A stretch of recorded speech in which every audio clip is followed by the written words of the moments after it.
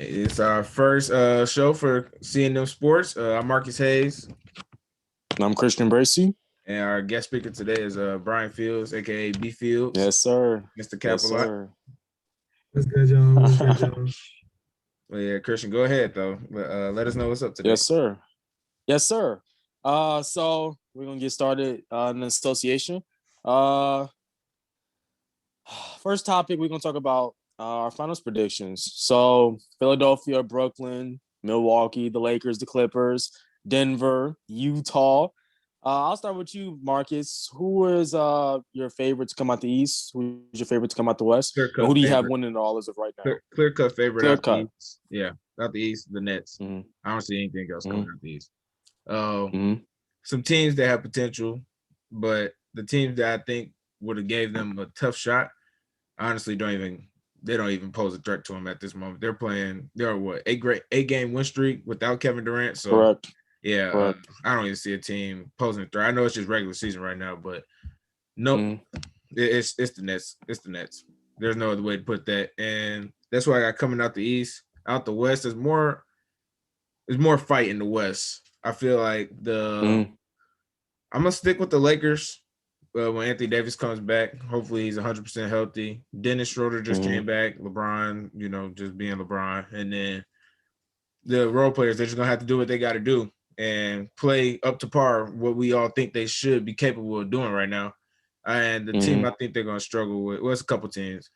The Utah Jazz are playing like phenomenal right now, but I don't see them as the team to even come out the West. I think they're full of it right now. They're showing themselves right now, making them look like they're better than what they are. And granted, they're doing a great job in the regular season, but they're not a team I would fear in the playoffs coming out the West. So it'd be just the Lakers and probably the Clippers. But I'm gonna stick with the Lakers on that. Go ahead, B Fields. Oh man. So coming out the East, I'm going with my preseason prediction, which was the 76ers. I understand the Nets and like how great their offense is. I just believe that the 76ers they match up better with the Nets because they have a big, obviously Embiid, he's in the MVP conversation right now, so he's in a different bag. You also have a player in the defensive player of the year running, and Ben Simmons, who's an elite. I would consider him an elite passer and a defender.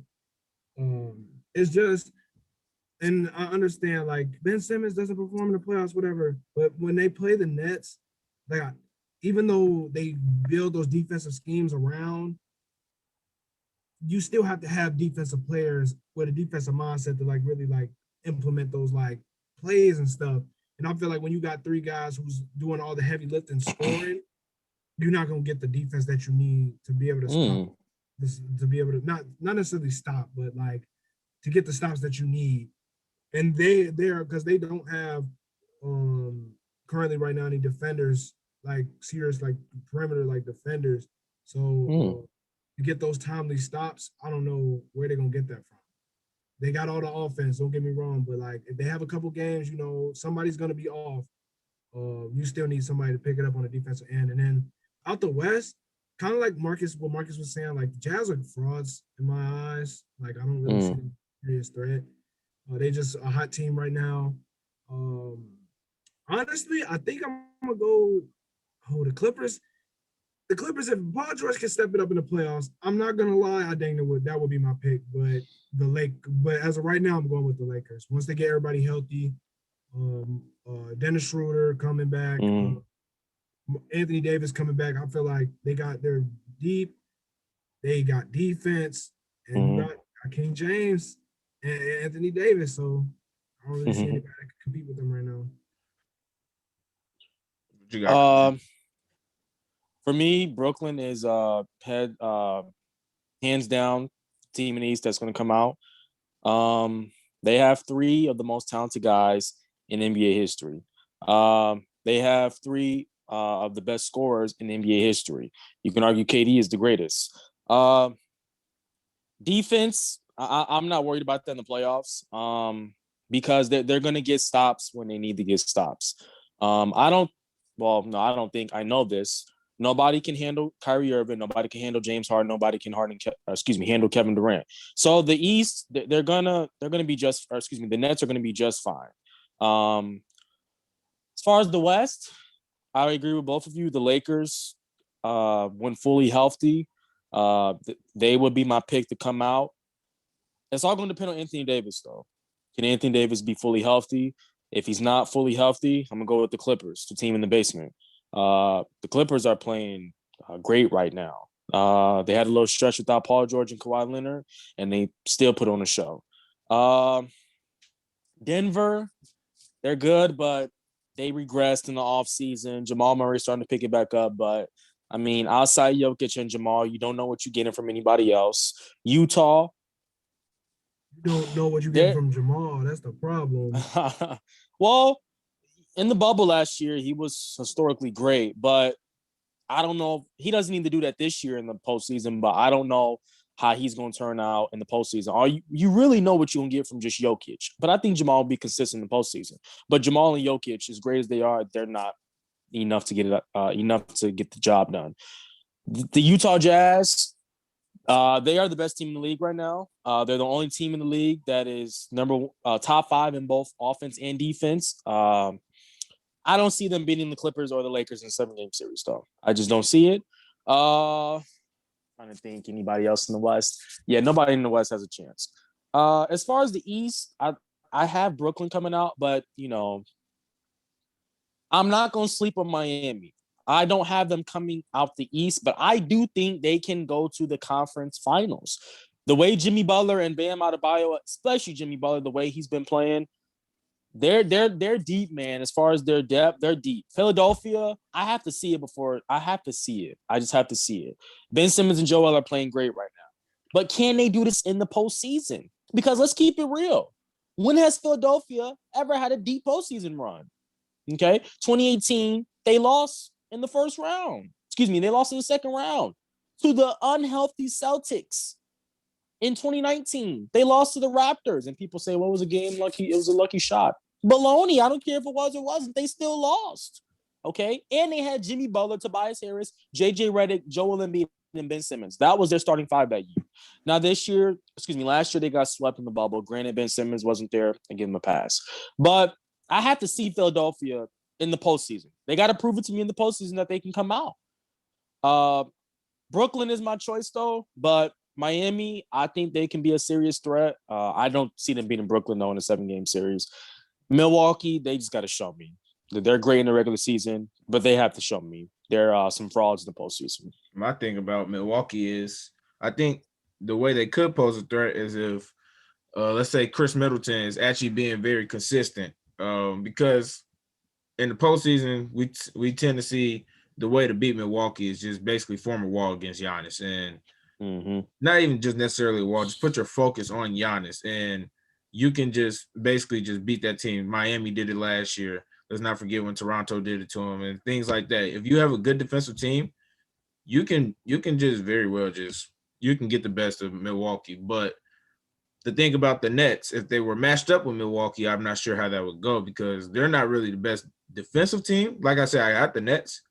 But if they were to focus on Giannis so much, those role players or guys like a guy like Chris Middleton, if he actually steps up and he plays a great series, that would be the team I could see actually beating the Nets and them and possibly the 76ers. But like you said, 76ers, they just have to prove it to me because year after year after year, there's always something that happens that makes them just – it's something that happens every time. They just don't get the job done. So they would have to show and prove it to me. But if they were to beat the Nets, I'd be surprised, but it wouldn't be like the biggest shock in the world to me because the 76ers, they're a great team.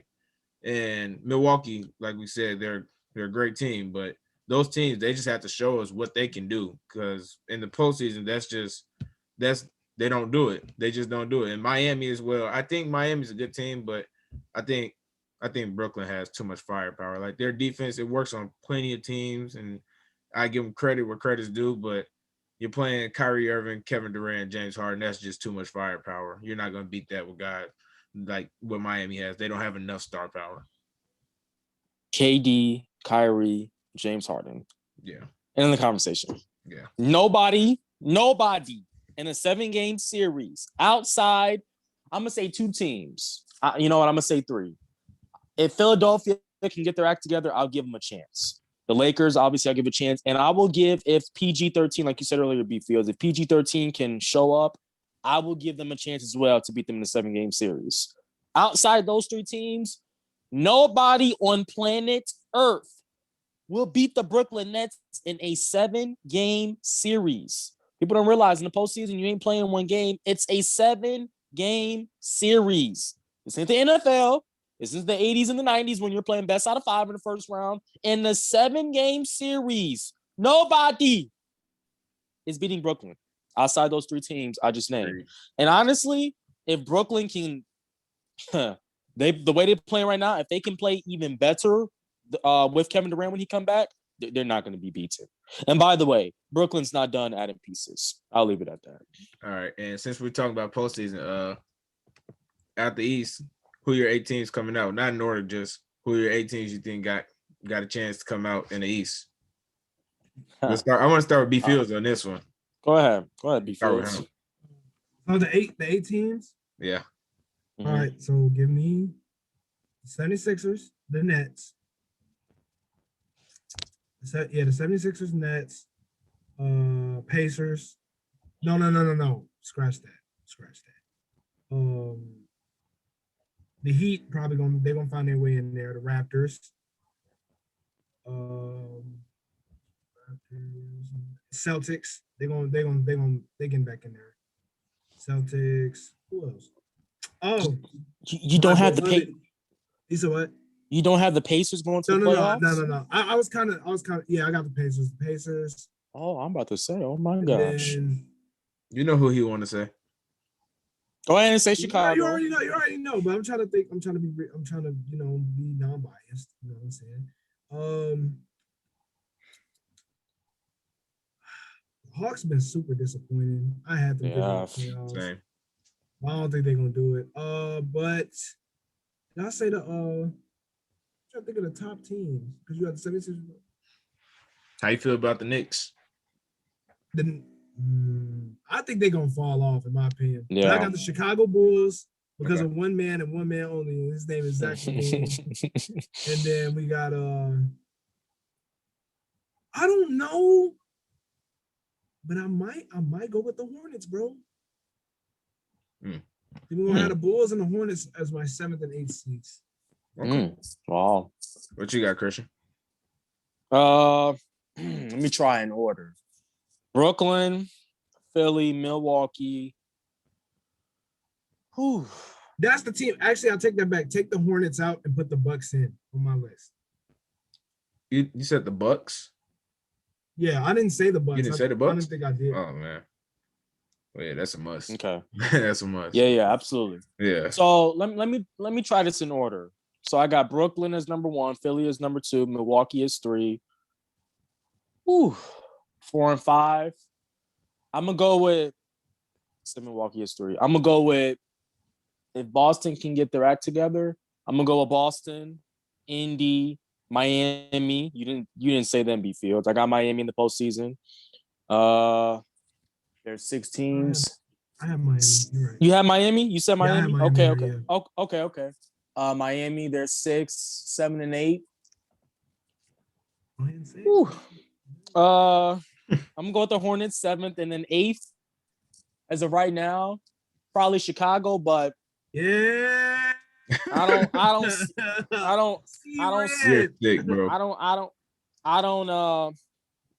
If Chicago don't make it, maybe the Knicks. Maybe I don't know.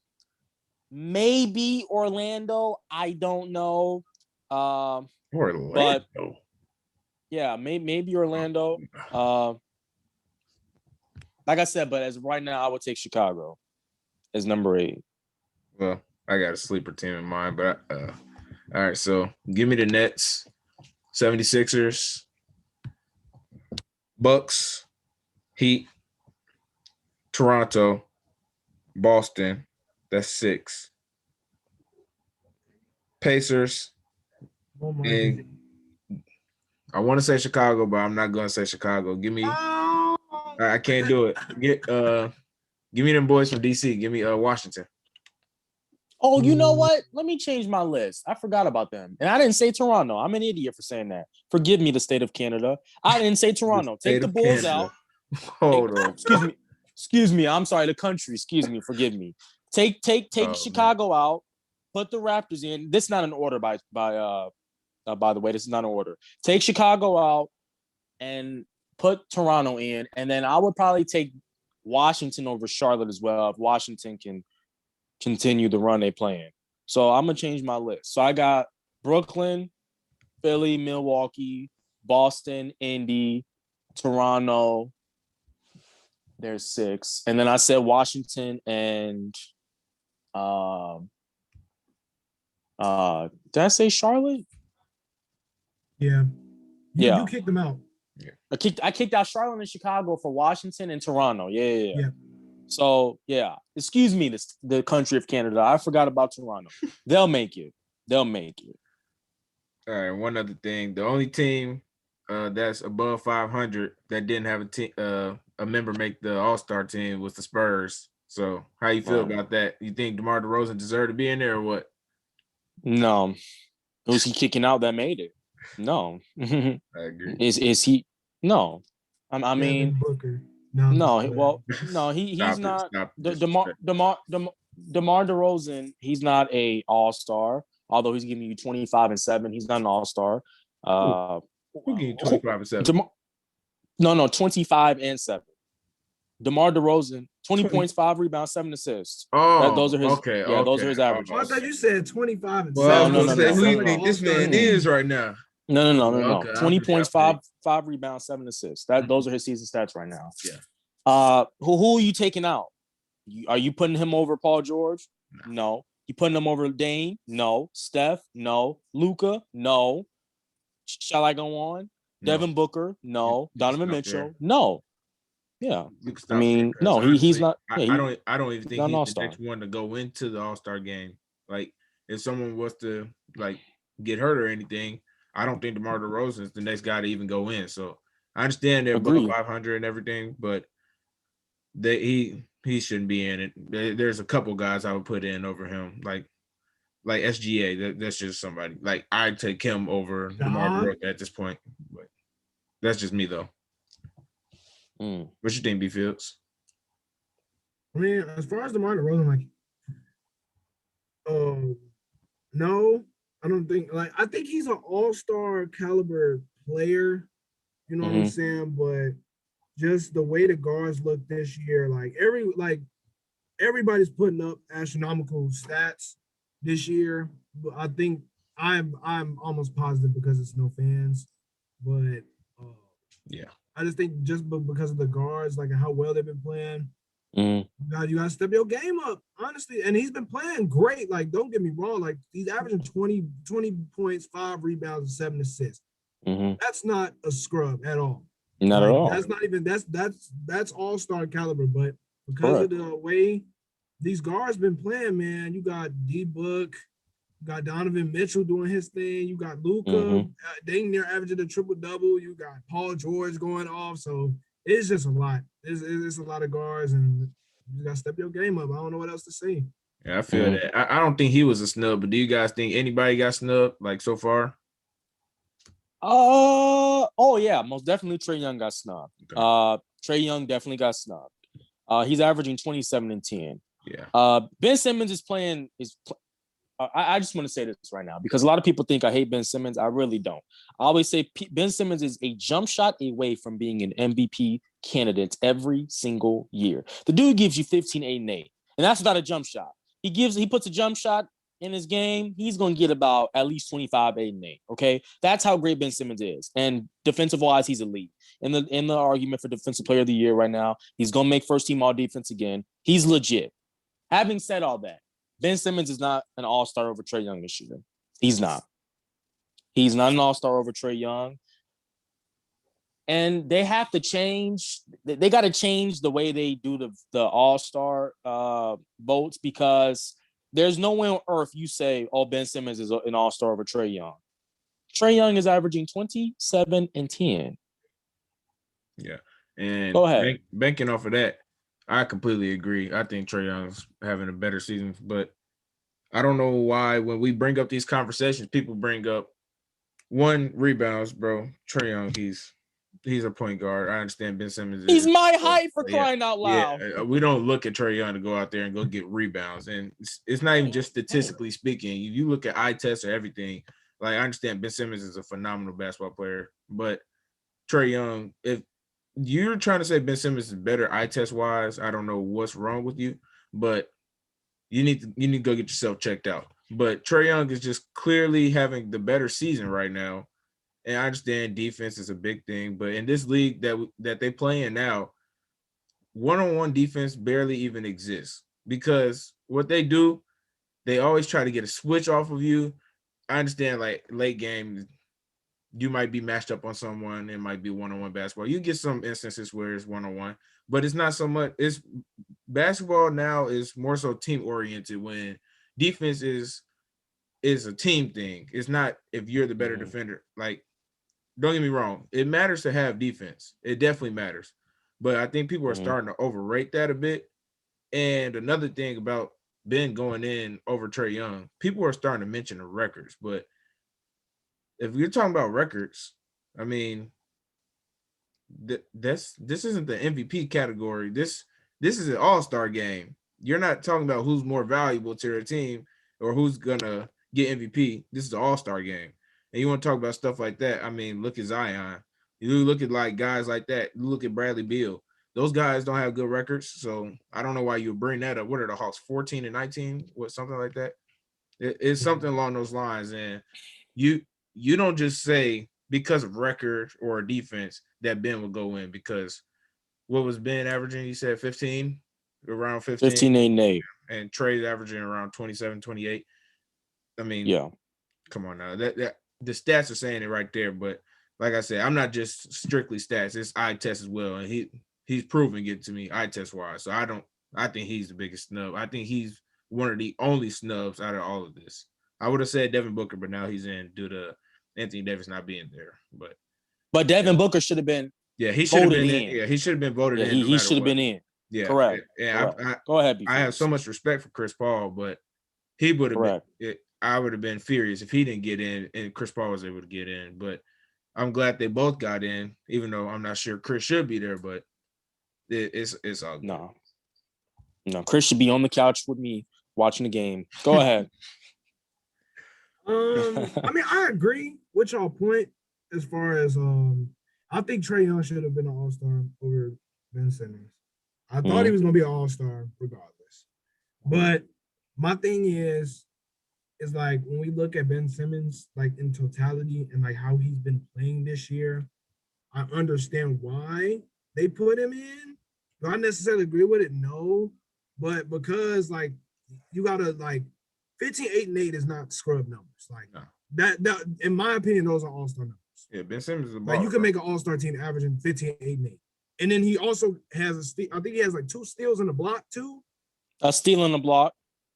A steal in the block, you factor those in too. Like he's also, not to mention, first team all defender in the conversation for defensive player of the year, which I feel like should matter because otherwise it's heck of big men I'll take over Rudy Gobert. Agreed. So, and then also the way they do the all-stars is like, I feel like my thing is like if you have like, especially in the East this year with so many competitive guards, I'm not mad at the whole record separating y'all thing. Unless you was like completely going bonkers like Luka Doncic, because his team isn't, I don't think the Mavs are in the playoffs. They're not. Unless he's putting up like those kind of like numbers, but they're not in the playoffs, I think you kind of have to go that route, bro. Okay, but you don't think the reason they should go that route though? How you gonna separate it though? Okay, I see what you're saying, but when you want to bring up record, don't you think that should be for people that are like closer in like their categories that we're like comparing them in? Like if it's a fat margin, do you think we should even be talking about their records for an all-star game? Yeah, like your record for all. Yeah, go ahead. Go ahead. No, you go ahead. Your if you're an all-star, I don't care if you playing for the worst team in the league. If you're an all-star, you're an all-star. Your Trae Young's numbers speak for themselves. He's 27 and 10. What else do you But this year though, like even like it's so many guards, especially in the Eastern Conference, that you almost could have made an argument for Malcolm Brogdon. You can make a case for a whole bunch of guards. Like it's so many guards, especially this year in the East. Well, not really just in the East, everywhere, like in the East and the West, like everybody's been putting up astronomical numbers.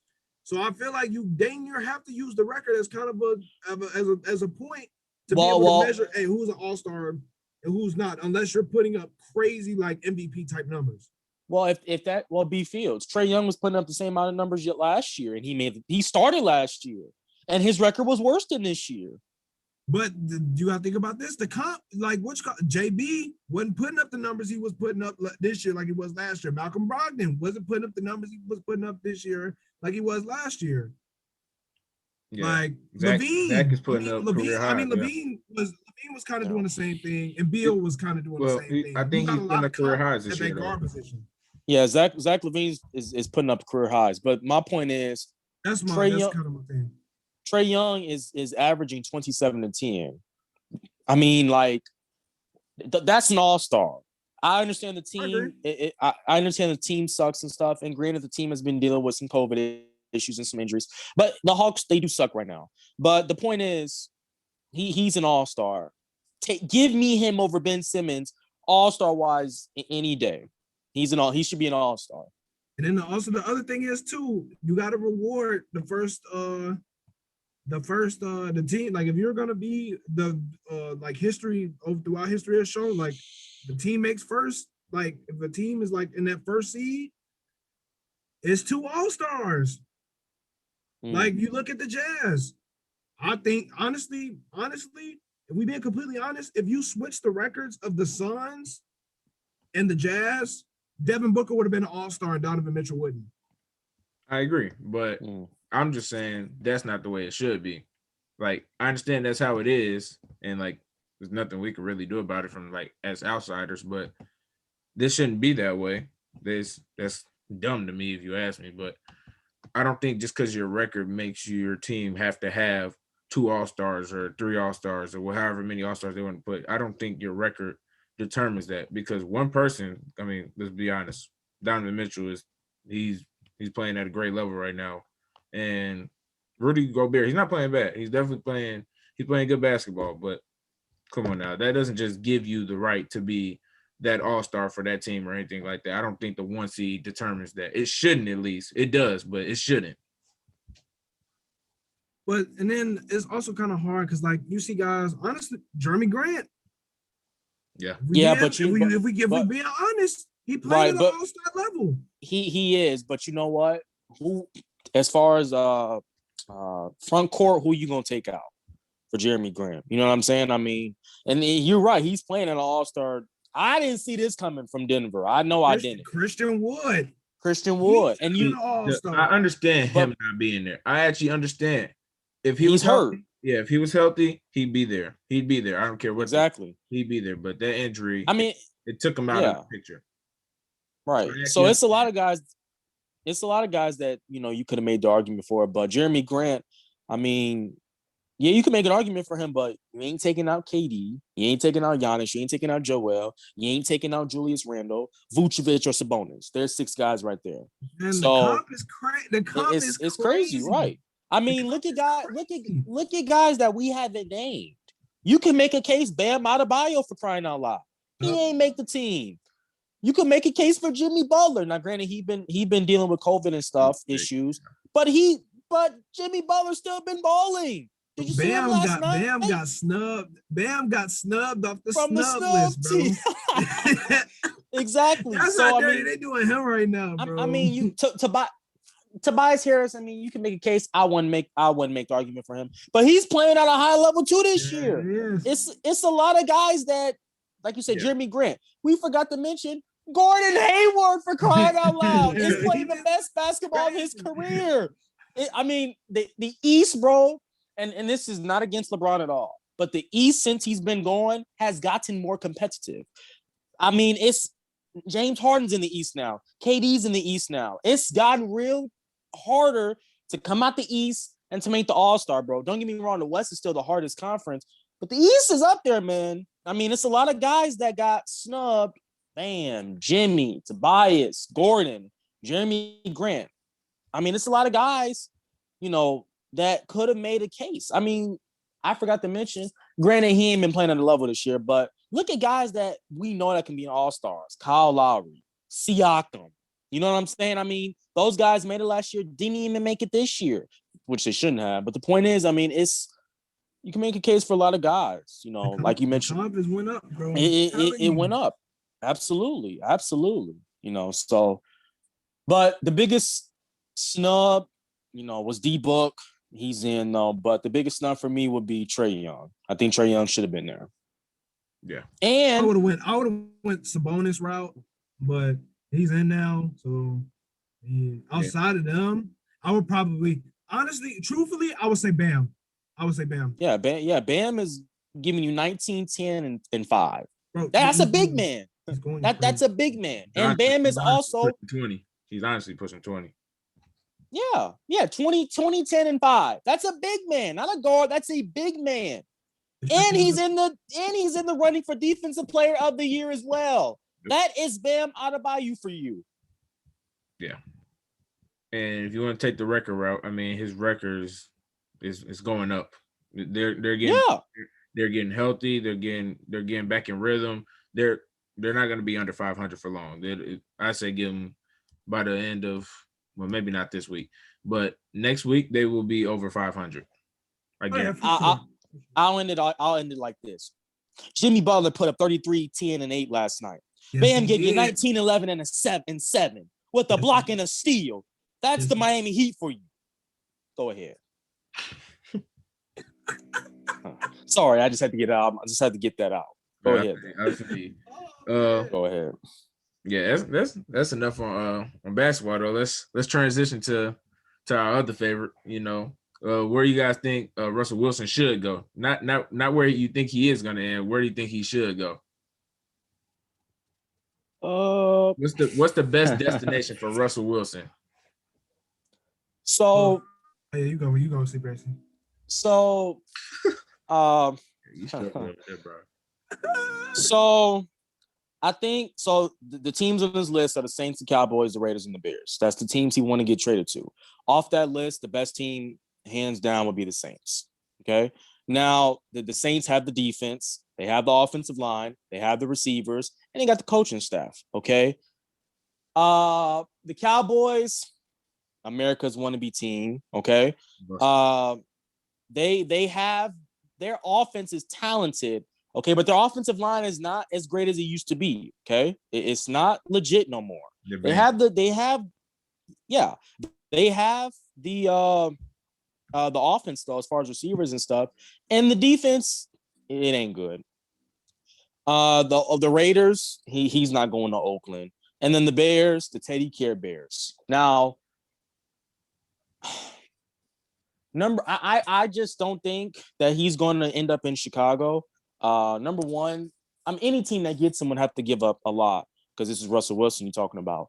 I don't think Russell Wilson. I just don't see Chicago getting him. Okay. Number one, if he comes to Chicago, they more than likely are going to get the offensive line intact. You know what I'm saying? But the Bears' offensive line is right now, as we speak right now, is pathetic. It is pathetic. The receiving core ain't the best, but they got some nice pieces. I think Allen Robinson, he's out though. Their best piece, I think he's out. So if I'm Russell Wilson, I want to stay in Seattle if they can get the offensive line straight. If they can get him an offensive line, stay in Seattle. Okay, work on that defense.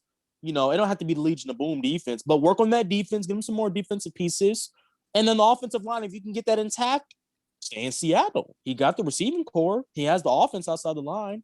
But if Seattle doesn't work, which I don't think it will, take me to New Orleans. If he goes to the Saints, they dang near would be my pick to probably dang near win it all next year as of right now. I mean, obviously you got KC, Tampa Bay. You got to see where Deshaun lands. But they would be one of my favorites to win it all next year if he ends up in the Dome next year. Okay. I think one team that he should have, and it hurts me to say this, one team that I didn't hear should have been the football team. I think that would be a beautiful fit for Russell Wilson. They can protect. They're not like the world's greatest team, but they're better than the Bears when it comes to blocking for the quarterback. Then Darn Skippy. One of the most underrated, not even talked about enough. All you hear is DK Metcalf. You hear stuff like that. But this guy drafted, same draft as him, Terry McLaurin. Scary Terry. That's a phenomenal wide receiver. And he's just growing, getting better each year. He's been playing with, I'm sorry to say it, Squirrels. He's been playing with Dwayne Haskins, bro. Okay, Taylor Heinicke came in. He played good, but he barely played. And then Alex Smith, he didn't have a good season. Let's be honest here. He didn't really have a good season. He was just coming back from his injury. Nothing really good with him going on. I think he has 7 passing touchdowns, 9 interceptions. If I'm not mistaken, that's terrible.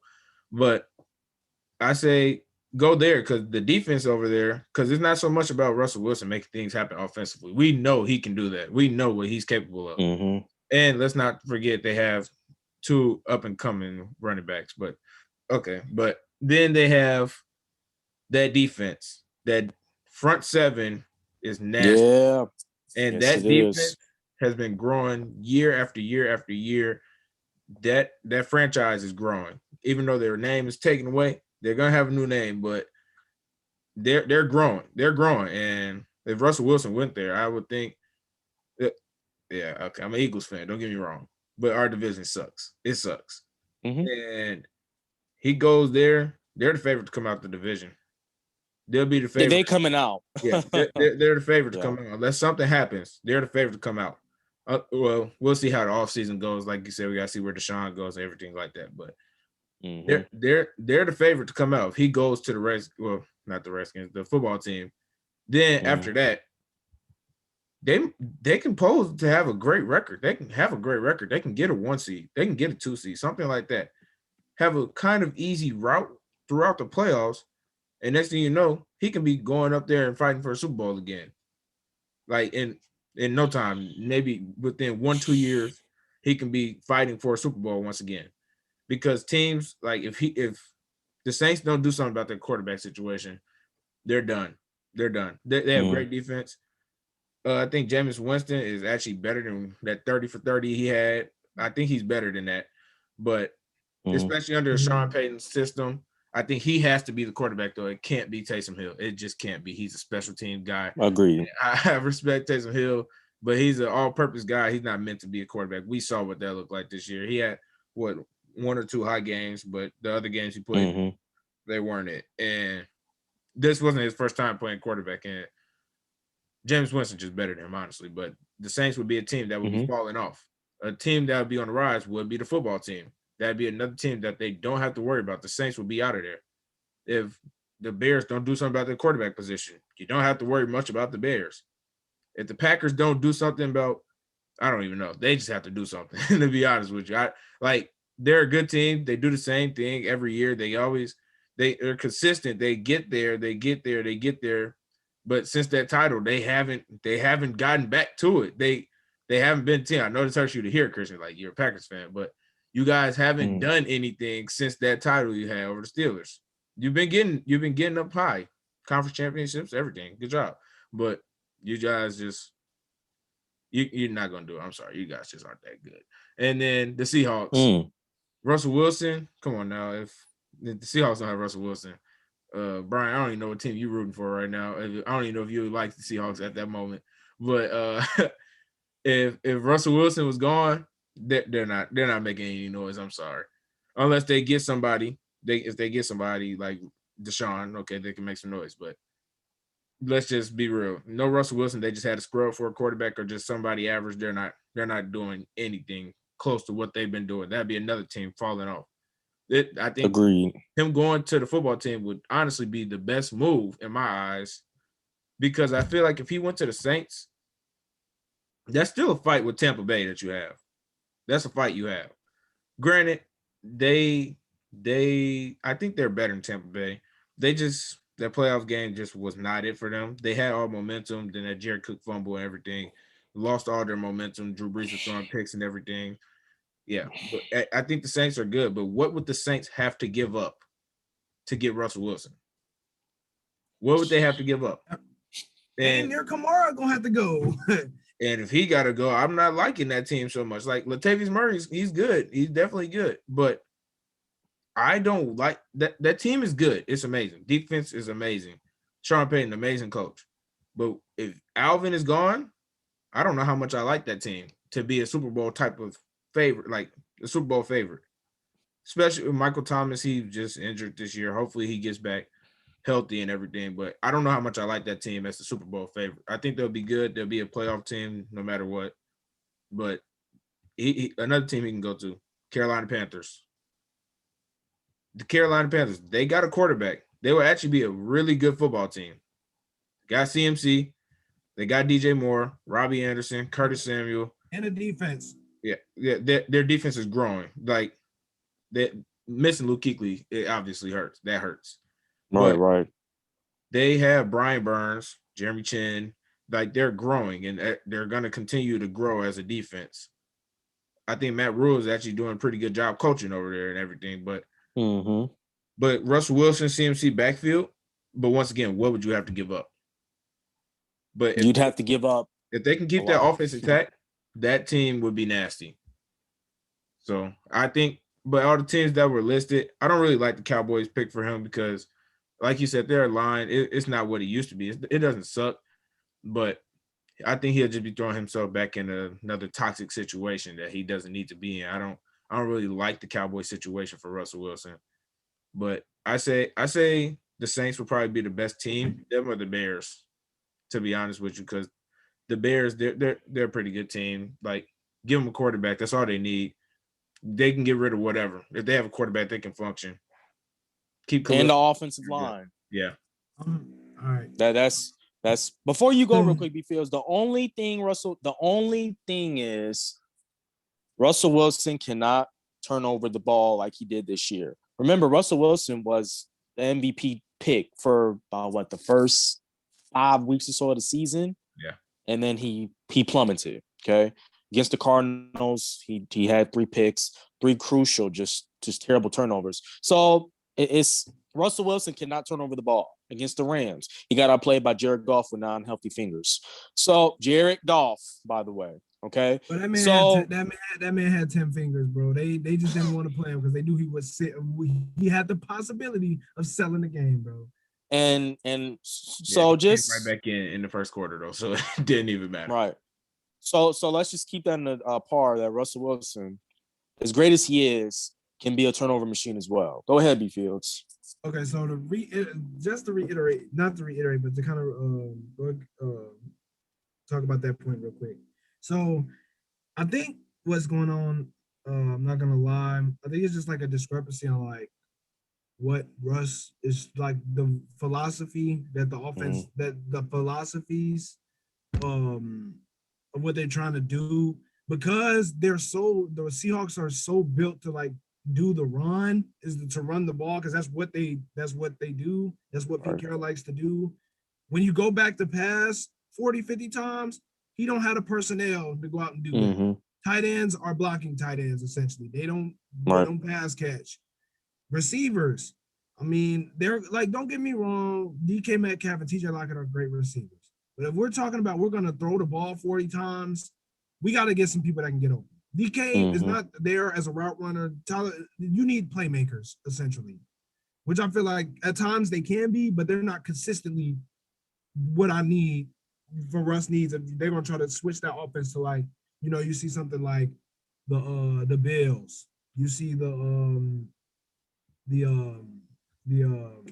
Chiefs or something like that.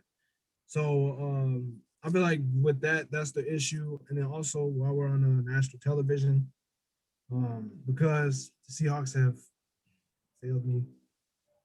I'm coming home. I've renounced my fan rights from the Seahawks, and I've now signed a contract, as you can see. Is this legal? With my name on it, And I'm now Chicago. I'm coming home, baby. Stop I'm it. coming home. Stop it. Bear down. Russell Chicago Wilson is needs like to go one of to the the most toxic fan bases. Like we live out. Teddy, Yeah, we live a out here. So Teddy we all Care know. Bear. The Bears fans I'll never renounce know my if they fan want to be rights. Bears fans or not. You're I'll a renounce Teddy my Care fan Bear. rights. Nah, that's sick. Now, That's sick right there. new man, I'm a Bears fan. So bring Russell on down. Our best quarterback's been Jay Cutler. Yeah, we got to turn. I don't this get a thing quarterback. You can say goodbye to Allen Robinson too. around. Oh, for sure. Yeah. So then That is. will you be revoking your Bears license again? No, it's time to come home. It's been a long time coming. You're sick, bro. You're a Teddy Care Bear. Wow. Well, get ready for the trolling. Yeah. That's sick though. But yeah, go ahead, Christian. Yeah, I know. I was gonna say, but in all seriousness, though, like if he goes to Chicago, I ain't saying there would be no scrubs because they did go 8-8 with Mitchell Trubisky and Nick Foles. Okay, so they would probably, they'd be. All depends who they have. Like I said, I believe if he ends up in Chicago, they will fix the offensive line. But if they don't fix the offensive line, the situation is going to be worse. The situation would be worse because he's going to be. You saw how my homeboy ran for his life in the Super Bowl. That's how Russell Wilson's going to be for 16 games. The Bears. I know I troll the Bears a lot of stuff, but in all seriousness, their offensive line is just pathetic. It really is. It is horrible. So Russell Wilson, thank God he's a mobile quarterback. But even I don't care how mobile or talented you are, you need to get some protection, and the Bears don't have that. So if he ends up in the Windy City, they need to get some protection for him. And when I mean protection, they need to protect the man like he's the president or something. Because if not, he's going to be running for his life 16 times a game. And I don't want to troll Russell Wilson. Russell Wilson is great. I don't want to have to troll him. But when you're a Teddy Care Bear, I got to troll you. Go ahead, Marcus. You and these Teddy Care Bears, man. Yeah, we're gonna touch on one more subject before we finish this. We're not gonna do the Deshaun one today. I kind of want to just get this. Who are top 5 wide receivers in the league today? All healthy. All healthy. All healthy. Woo, that's crazy. All right. All healthy. This is not in order. D-Hop. Okay. Julio. Okay. Stephon. Devontae. I'm gonna probably all healthy. I'm gonna go with Michael Thomas. You said that's not in order? No, that's not in order. No. Oh, because I was about to say you took Stephon Diggs over your own. No. I didn't cap. So my top 5, not in order, but fully healthy. It would be D-Hop and Julio, Devontae, Stephon, and Michael Thomas. I just before you go be Fields, I just want to put this out there, Christian. I feel very hurt that you didn't mention OBJ, but it's okay. Oh, it's okay. You go ahead. You put Stephon Diggs over Odell, but I remember that one. Go ahead. Wild. Okay, so for me, fully healthy, no injuries, nothing. So going 1, give me Julio. At 2, they ain't gotta give me Antonio Brown. Fully healthy. Right now. I gotta take my glasses off for this one. Fully healthy, bro. Antonio Brown. He's still nice, bro, but go ahead. Though. But wait, not Pittsburgh, AB. I'm talking right now, bro. Right now. Well, if you're looking at stats, okay, no, but I don't think he's top 5 right now, but. No. He also missed what was it? First 8 weeks, first 10 weeks, whatever. The first 8 games, correct? Yeah, okay. Now, if we talking, but he was building chemistry with Tom and everything. Yeah, getting into the offense, and let's not forget on the numerous occasions when Tom Brady missed them, going on deep routes. Those probably like 400 yards that he would have had right there. But your GOAT Tom, yeah, you overthrow him, and Yeah, that's how that went. I'm going. So All right, so yeah, it's a lot of number stats one. accounted for. But All right, so number one, I'm going with Julio. Mm-hmm. Number two, dang near. I'm dang near going. Dang near have to. I'm gonna go. Ooh, I'm going Devontae Adams. okay. Devontae Adams at 2. 3, give me D Hop. 4, OBJ, and then 5. I'm not gonna lie. Oh Lord. Dude, that man Allen Robinson is a dog, a certified dog. But I think he gonna be my honorary mention. But I think 5 I'm gonna go with. I think I'm gonna go Stephon Diggs. Yeah, I don't. Allen Robinson is a dog. I would have him right outside the top 5. I don't think he's a dog though, but not top 5 though. He's right outside that category. Go ahead, Marcus. No order here. We'll be here all year if we trying to get my order out. But I'm gonna go with my boy D Hop. Give me Devontae, Michael Thomas, Julio, and OBJ. That's my top 5.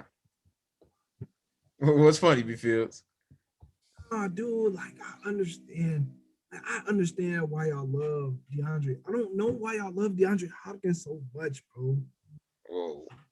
Like I No. don't mean that. Whoa. I don't mean that by saying like he's not good. I'm just Whoa, saying, whoa, bro. I don't see him as the best. I don't see him as the best receiver. Well, I didn't say number 1. I said no order there. But if we you said no order? Yeah, no order. But I mean, that is my favorite player in the league. So I might be biased when I say this. I might be biased when I say this, but he's my number 1 anyway. But I respect that. Now, who would I take like in general number 1? I know he ain't been good the past 2 years, but I dang near would take Julio, bro. Like Julio, he's just that man. Like seriously, he's just. I know the past 2 years. Yeah, I know the past 2 years he's been hurting stuff, but Julio is just a different breed, man. It's a couple of names I will allow over DeAndre. Like if somebody told me Odell fully healthy better than him, I mean, what can I really say? It's Odell. I understand he's played with scrub quarterbacks. So, and no disrespect to Baker Mayfield. Like I understand he's getting better, but let's be real. The best. But when he played with Odell, he looked trash. He was garbage. He was dog water. But now we're moving on. Like he's getting better without him. But with Odell, he just didn't look good. And then if somebody tells me Devontae, my argument against Devontae is you put up the stats. I understand you have Aaron Rodgers, and then you're getting single covered. Like 99% of the time I watch Devontae Adams, it's so much room for him to have a one-on-one type matchup. There might be somebody over the top or something, but maybe that's a high maybe. But oftentimes he has single coverage. That's my argument against Devontae. DeAndre Hopkins, let's just be real. He doesn't get single coverage. You've seen, even on the Hail Mary, he had 3 people on him. He caught the ball. Right. And one thing I have with DeAndre Hopkins, he has incredible hands. Mm-hmm. And then when it comes to like those contested catches, I don't know if I'll say like how they used to say, well, like when he made that catch, they were saying he's the best contested ball catcher of all time. But in the league right now, he might be the best contested ball catcher. But Devontae, I haven't seen him doing things of that caliber just yet. I've seen him make some amazing plays, but catching on 3 people for the game, hey. DeAndre Hopkins gives me like the thing is like he's just not fast. He's just not fast. I mean, but he gives me Larry Fitzgerald vibes, bro. And Larry's a legend. Yes, he is. I know, but he never in your life have you ever said Larry was like top 3, bro. But I think DeAndre is like a more skilled Larry. Like after they don't drop passes, they still find a way to get open. I see that, but it's not the point of them getting the ball. When you look at after the catch, I mean, we can rewind back when the Houston Texans played the Dallas Cowboys and DeAndre Hopkins did. Yeah, that's true. DeAndre is better. I've never seen Larry Fitzgerald do a double spin or like anything like that. And I think when it comes to comparing those two, it's just after catch is what I look at. What separates those two. That like I see what you're saying. Like they're not like the Odells of the world. They're not like Tyreek Hill. The flashiest. Yeah, they're not what DeAndre can be, but yes, he can. Because I think it was against the Dolphins, if I'm not mistaken, when he made that catch when it was like between his legs, but it didn't count. Like he can be flat. He can be flash. He can be flat. Yeah. He would show you something, but yeah. When you compare him and Larry Fitzgerald, I can see it, but I see a big difference as well. But yeah, only a couple guys, like the guys on my list. The only one, no, all healthy. I think everybody that I said on my list, I would let slide if you say better than him, completely healthy. But I wouldn't agree. But I let it slide. But you say Diggs. I'm sorry, we got an issue. We got an issue. Just being real. Diggs is a dog, bro. Diggs is a dog. Yeah, he's a dog. But over D-Hop, literally changed Josh Allen's career. Oh, he did. I wouldn't take him over. Yeah, he did. I wouldn't take him over D-Hop. But me personally, I would put him in that top 5. 100% healthy. I just can't do it. He's not better than Odell. I'm sorry.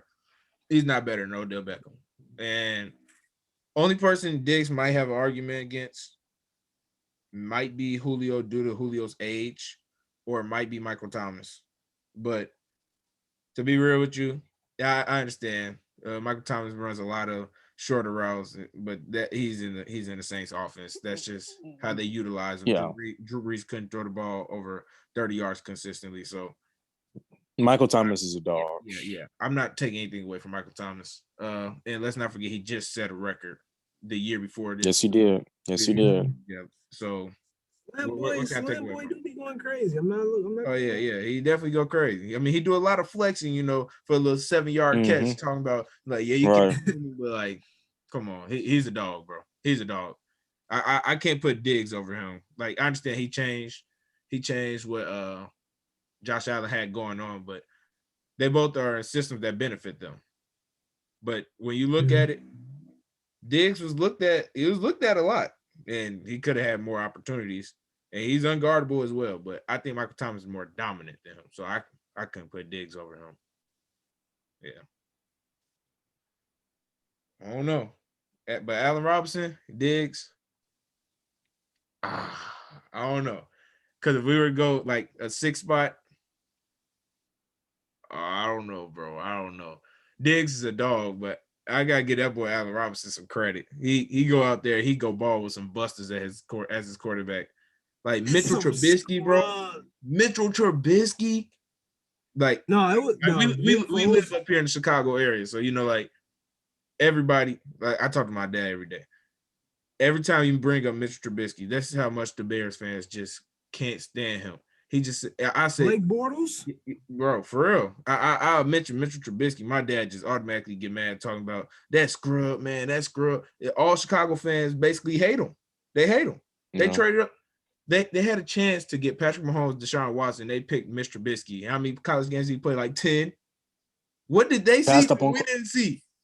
Like, they passed up on Carson Wentz as well. Hey, I'm just saying, what did they see that we did not see? That was probably one of the dumbest draft picks I've ever seen, but they're paying for it right now. Every time they play one of those two guys, they show them too. I'm not gonna lie, this new kid, Zach Wilson, the BYU, bro. I'm not gonna lie. It seemed, bro. I'm telling you, bro. It seemed like Mitchell Trubisky all over again. I mean, he do. I mean, Zach Wilson, like looking at his tape, he's better. I think he's better than what he is. But there's people out here having conversations about if he should be number 1. He's not. I've seen the conversations, and it made me mad. Justin Fields legitimately went into big games and balled out. And the thing that makes me so mad about this Justin Fields stuff. Coming out of high school, he was just as good as Trevor Lawrence. They were neck and neck. Trevor Lawrence, he wins the championship, such and such. Now he beat Alabama. Great job, bro. Great job. But Justin Fields, I understand he didn't get the spot at Georgia. he left. He went to Ohio State, balled out. Then this year, he's balling. He's literally balling. Then he gets hurt. Then his draft stock falls. They start saying he's not even the second best quarterback. They start saying guys like Trey Lance are better than him. They start saying guys like Mac Jones. Yep.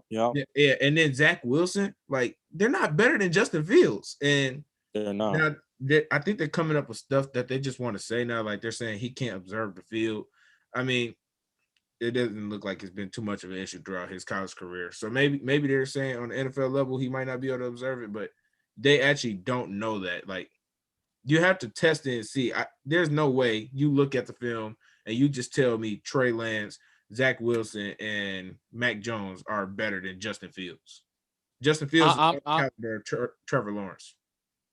Like it or not. I'm just gonna say this. I forget what pick the Patriots have. I know it's top 10, but don't let Bill Belichick and them draft Justin Fields. I'll leave it at that. Now I know they're not talented. I get that.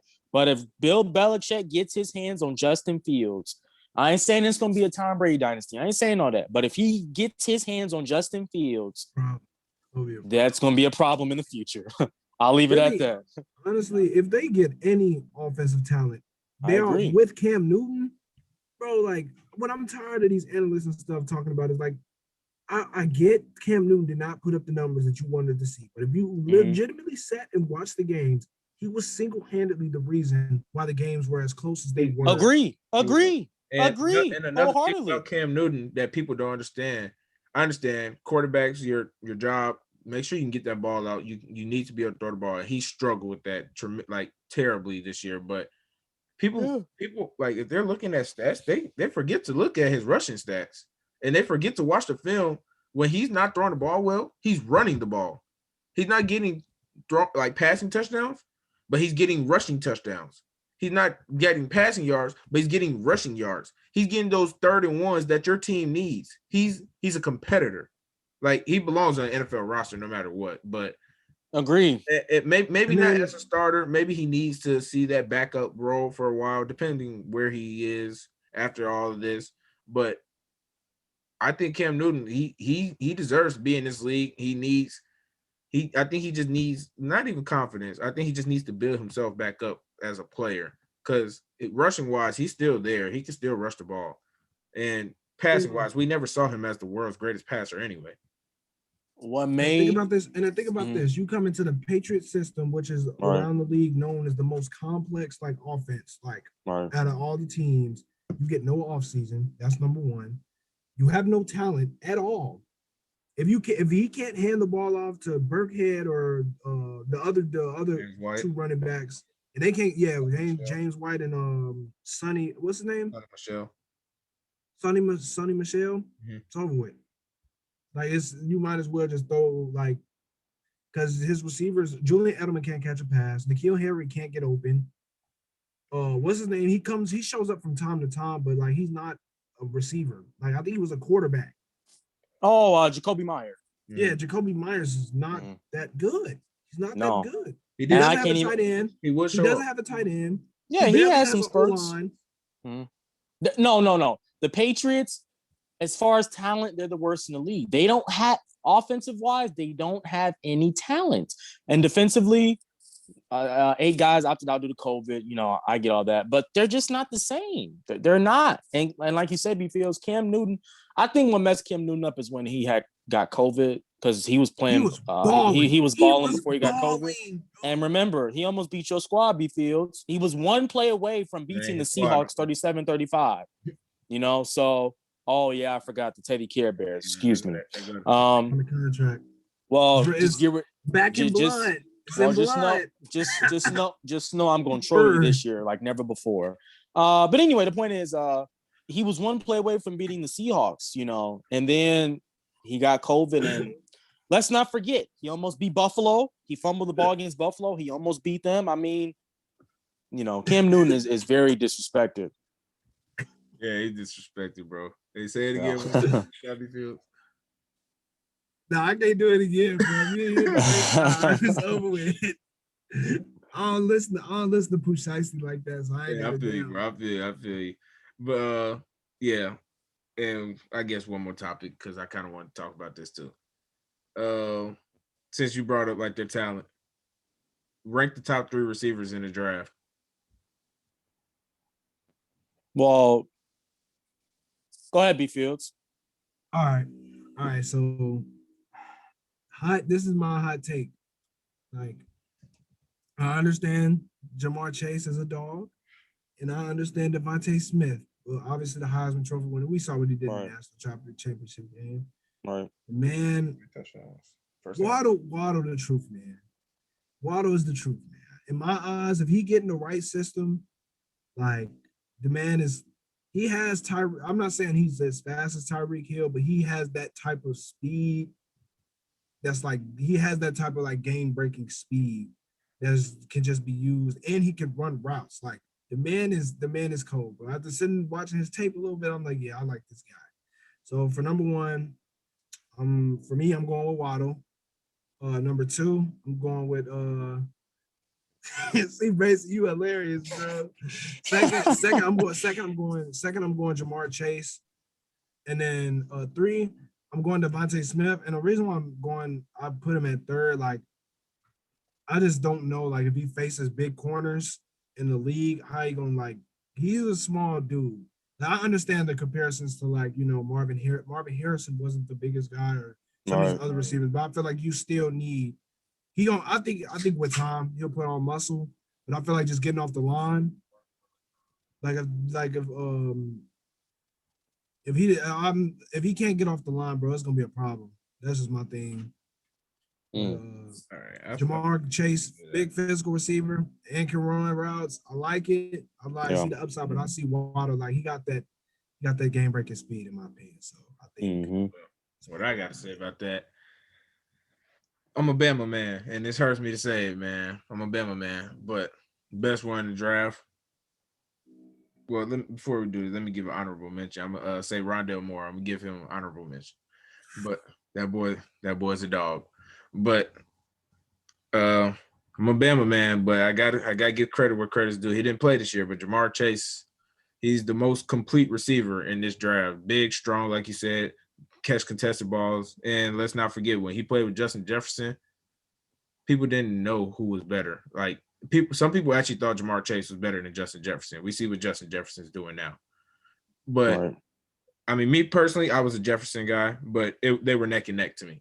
So, and he has some traits that Jefferson doesn't have. Like Jefferson's not slow, but Jamar, I feel he's just more athletic, more explosive, and yeah, I think he's just the guy to get at receiver. First receiver taken off the board should be Jamar Chase. I understand if he's not though.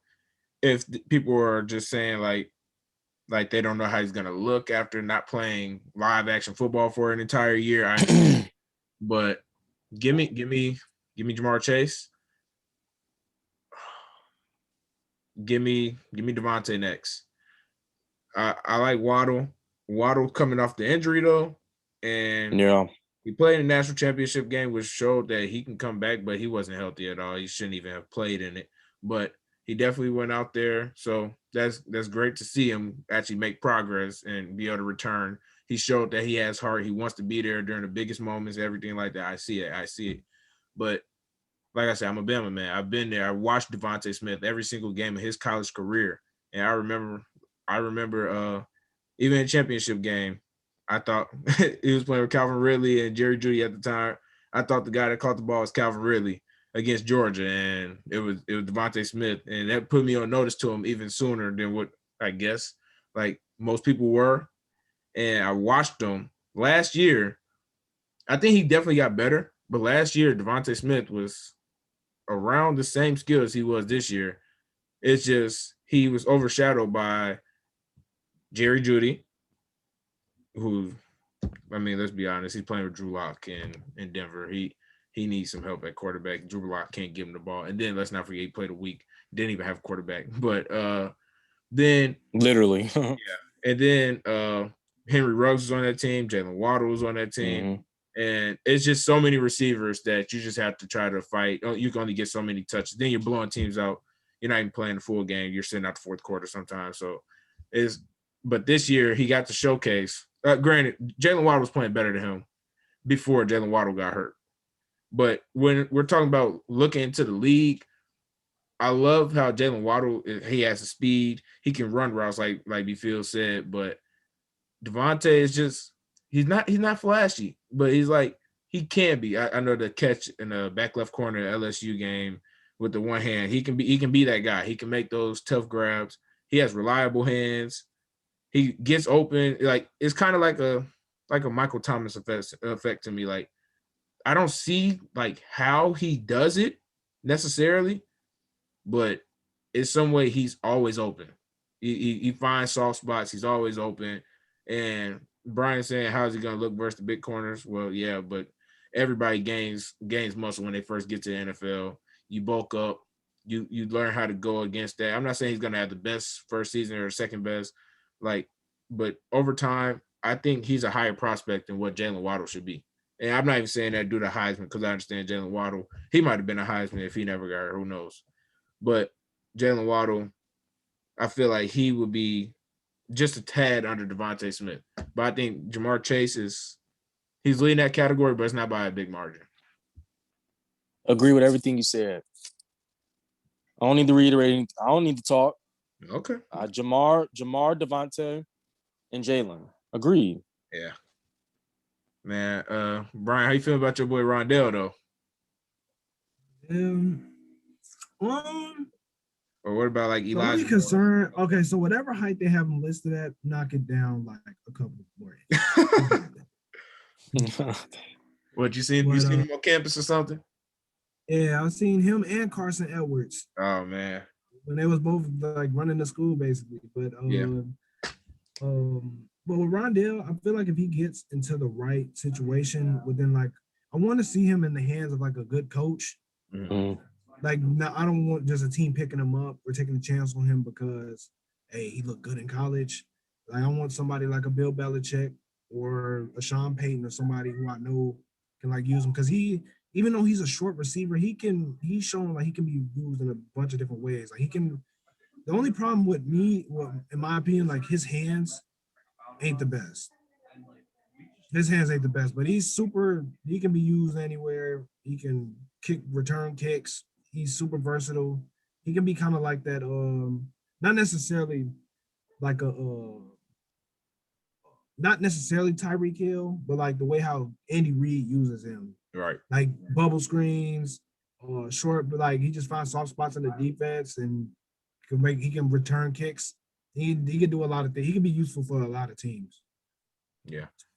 Like he can break the game open. Yeah, and I'm not sure if he's gonna even be a first rounder the way everything's looking, but a couple teams, like you said, they can use him. Like even if he ended up somewhere like New England, that can be a steal for them.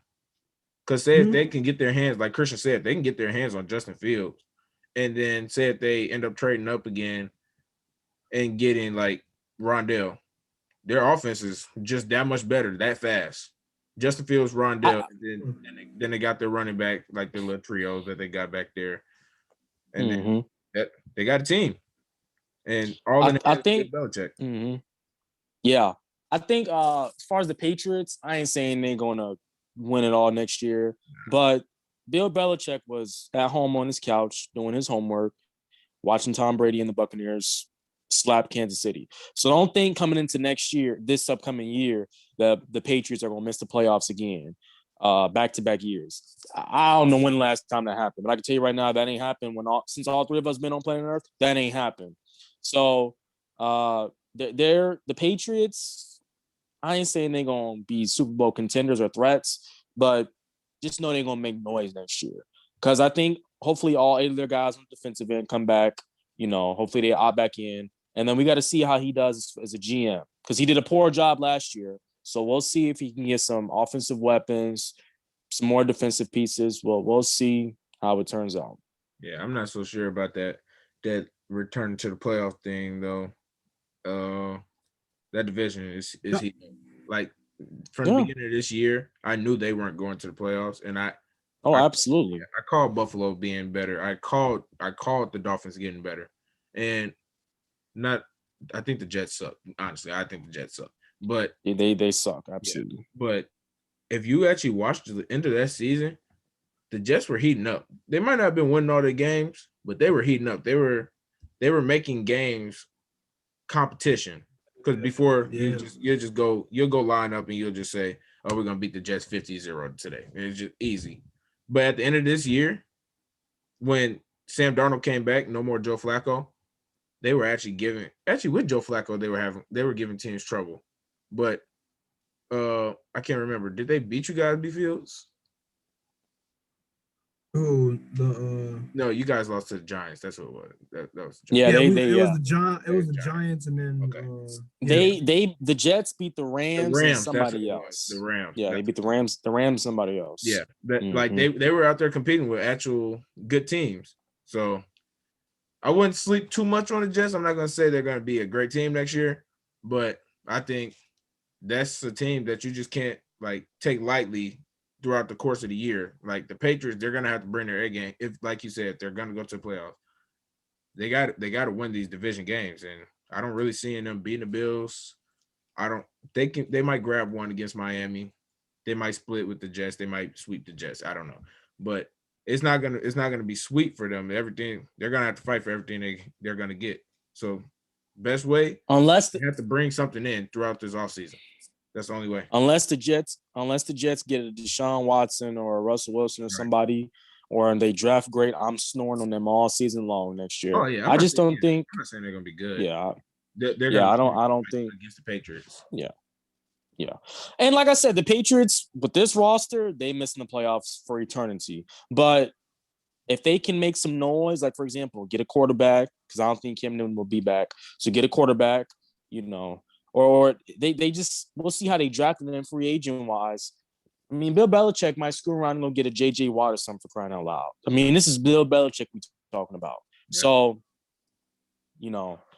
but if he gets his hands on a Justin Field or somebody in that caliber, Lord have mercy. And the Patriots, they don't have anything to give to Houston. I mean, but a bunch of picks. They don't have any talent. So, but if Bill Belichick was to give Deshaun Watson, Lord have mercy. Yeah. Lord have mercy. That's gonna wrap it up for today, folks.